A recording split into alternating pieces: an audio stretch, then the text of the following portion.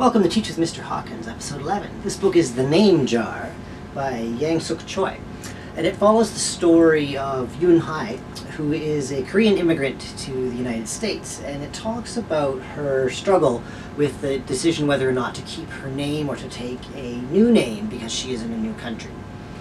I've used this book in younger grades, older grades. I would say that it kind of comes into its own grade 3-ish. It's a bit long for grade 1, but some classes you will have success that way. I read most of this book straight through. I stop at page 25.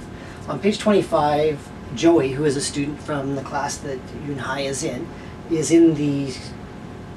a store that she's not expecting him to be in. So it's a good spot to ask the question, what's Joey doing there? What do you think of this? Otherwise, I read the book basically straight through. To follow up the name jar, I would ask questions like, what would you do in Yoon Hai's place if it was you?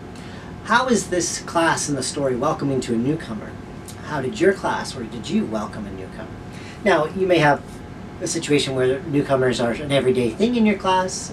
You may have a situation where that's a really uncommon thing. So it really depends on your situation. And it's probably important in both cases to talk about it, whether it's happening regularly or it's something you don't usually experience.